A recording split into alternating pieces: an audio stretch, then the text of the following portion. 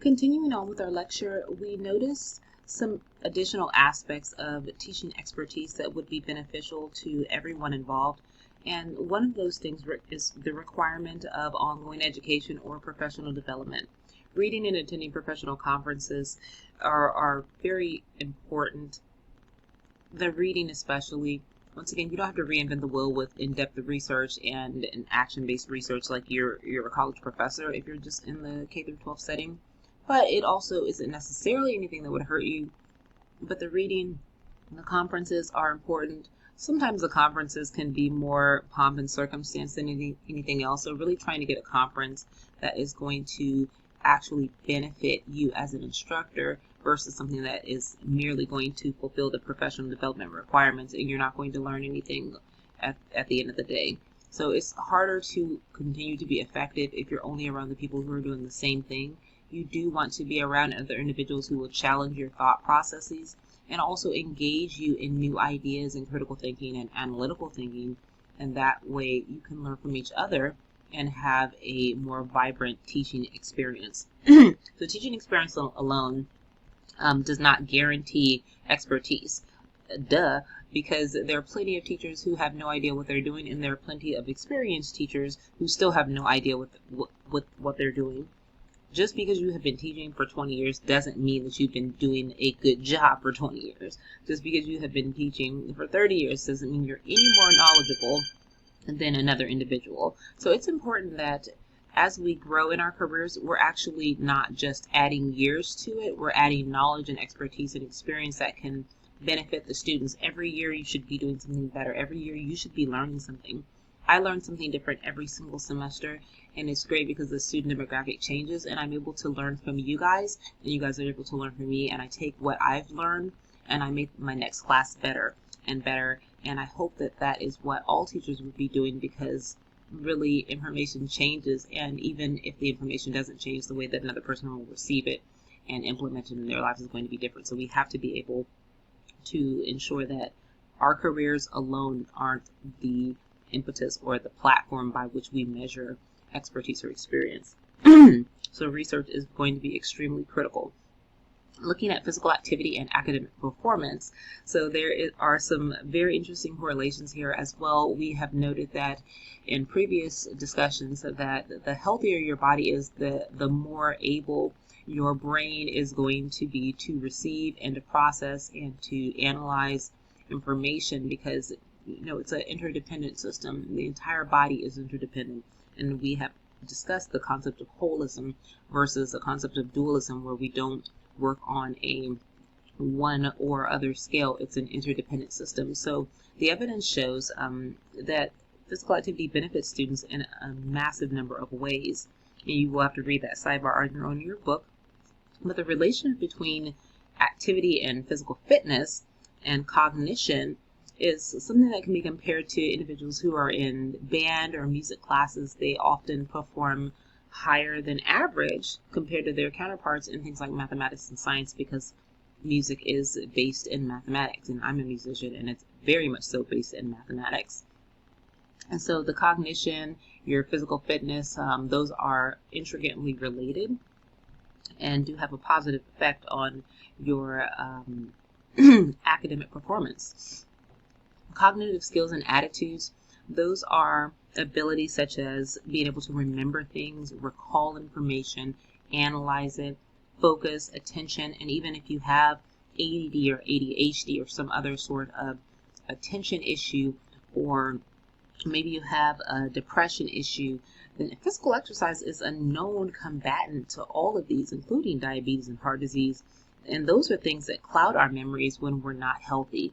So as we become healthier, our cognition also improves, and that allows us to be able to stay on task, to stay on track, to be able to focus, to be able to receive information without being irritated, to be motivated, to not be discouraged, to not be bored as much. And then we have a greater sense of our own accomplishment and self-worth and self-actualization as we raise up Maslow's hierarchy to self-actualization. We're better able to do that when we have a healthy body, and our academic behaviors will reflect that, and normally our grades reflect that too.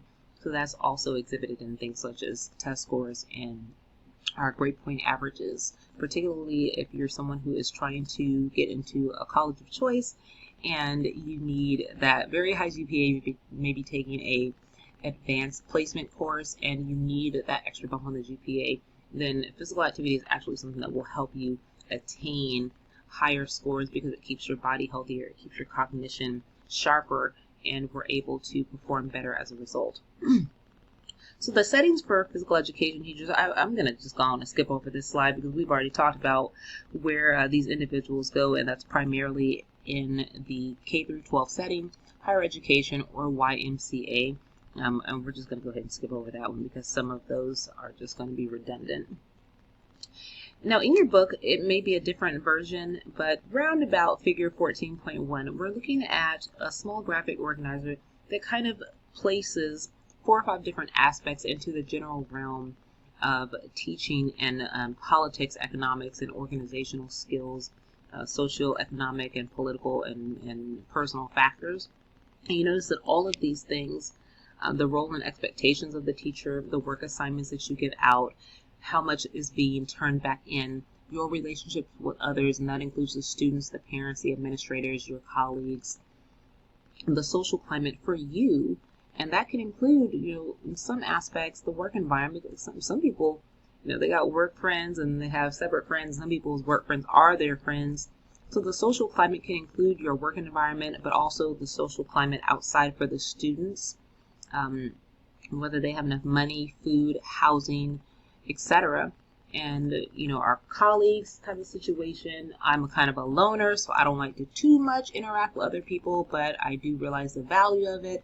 Then we have your subject matter expertise and it's academic freedom or individual status autonomy, the curriculum goals, things like that, what you have to do for the state. We have SLOs, student learning outcomes, and PLOs, and you'll have the same thing for any level of education. And all of those things kind of play into the workplace and your feeling of value, whether or not you want to stay there, the attrition rates, all of those things are very important, even when we look back and talk about effective teaching. And I think we're a couple of slides back, so let me just go ahead and not guess. But all of these things play a role into effective teaching, into whether or not we're doing our jobs to the best of our ability, whether or not we're going to burn out, and how effective the students are receiving that information. But again, we also fit into all of those different categories as our role as a physical education or a kinesiology professional. And so it's going to be your general standard teaching responsibilities. But let me just tell you, there are a lot of things that you will do as a teacher, especially as a PE teacher, because this will be the type of teaching where students will feel more comfortable talking to you because they're in a non-standard classroom setting, and they'll feel more comfortable talking to you. I have had students come to me for a litany of different issues, and they may not necessarily feel comfortable going to their other teachers with that information, just like someone may feel a little bit more at ease talking to a physical therapist than they would a medical doctor, just because bedside mannerisms have to be a lot more pronounced and developed with people like physical therapists, because you're dealing one-on-one, or occupational therapists. Whereas a medical doctor or surgeon usually has very poor bedside mannerisms, just as a general rule of thumb. When we look at teaching typical responsibilities, you'll have the standard responsibilities, but then you'll also, you may be combing hair for picture day. You may be the one holding the kid's hand to go get in the lunch line. You may be the one standing out there helping them to weather the storm when their parent is an hour late dropping them off. You may be the one to sew up the patch in their jeans when they get a rip, or the one to help them clean their shoes, or the one to bring extra toothbrushes. So there are a lot of different roles that you play in the educational sector. And I can't tell y'all how many rides homes and meals that I've given students. So those go outside the typical teaching responsibilities. And that's really not even something that's specifically related to kinesiology, but you may see more of that in this field because of the nature of the type of instruction we provide. It naturally lends itself to being more social and more interpersonal. So some people think that is a detriment. I personally find it as a reward because I like being involved with my students and being a trenches professor. And some people don't like it. They find it as a detriment because it takes away too much from their own personal lives. But there are a lot of different ways that you can have a role in kinesiology or coaching or pedagogy or sport management. As a coach, as an adaptive phys ed teacher. Adaptive phys ed teachers have a very, very high rapport with their students and generally love what they're doing. So this is a field that has quite a bit of variety in roles, but also quite a bit of rewards as well. Successful physical education teachers are able to be innovative and creative. You don't have to reinvent the wheel to be creative and innovative. Sometimes it's just the slight modifications on things that can be hugely beneficial to the particular demographic in which you're working. And sometimes integrating new aspects into the physical education curriculum. And I remember when I first started teaching, Billy Blanks was coming out with the Tybo videos, and I went ahead, and this was before technology. We had to do the pull down screens and roll a cart and broadcast it onto a large screen, and that was something that was new. But now we have so much technology that the things are kind of endless as to what you guys can do, even incorporating Wii games and things. Esports into kinesiology is a way that students can get moving that normally otherwise would be sitting on the couch. So there's a lot of different things. There are ways that we can promote programs on social media, and even within the same environment in the school. Facebook pages, Twitter, Instagram, I think what's the new one out? TikTok is probably going to be outdated by the time y'all even listen to this message, but there are so many different ways that we can promote programs and promote activity to where just even quick 30, 40 second or 1 minute clips can be very instrumental in having that success, because you can broadcast and show a clip and excite people. So these are ways that individuals really can promote programs and promote health within pedagogy type careers. Now, funding and things are always an issue because funding is always inextricably tied to the state, and that's one of the reasons why students who are problematic are allowed to stay in the classroom. So you have funding grants, things of that nature that can be applied for that are oftentimes hard to come by. But other things that you can do if you're not into the grant writing is display good classroom management strategies. That is probably still one of the most challenging things for people to do, because behavior changes within every new semester or quarter. And even if you have amazing strategies, there's always going to be a couple of students that you are simply just not looking forward to teaching. It doesn't matter how amazing your strategies are going to be. Sometimes you just can't do anything about a demon child, and I'm going to go ahead and say it. There's some kids out here who are the seeds of Chucky, and they need to sit their asses down. They are on the high track for the juvenile detention facility. And that is not to say that people cannot be rehabbed and rehabilitated, but it just means that there is no one method of classroom management that's going to touch everybody. So it's going to be a constant struggle, and that is one of the reasons actually that teachers burn out, is because they're just tired of dealing with students who don't care, parents who don't care, people who are disrespectful. It's just not worth the money that they're paying the teacher to do in the first place. So these are some other aspects for successful instructors.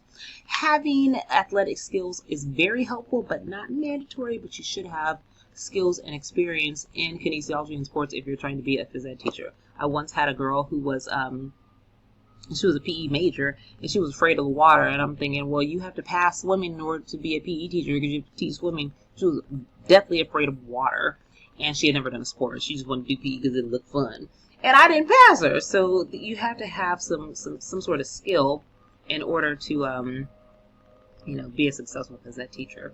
And I'm not going to go through all of them because it can just be super boring.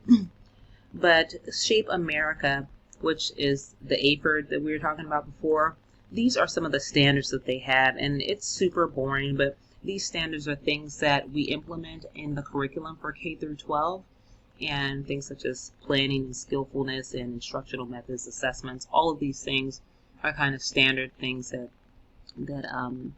Shape America has. So the prospects are always high because the attrition rate is high.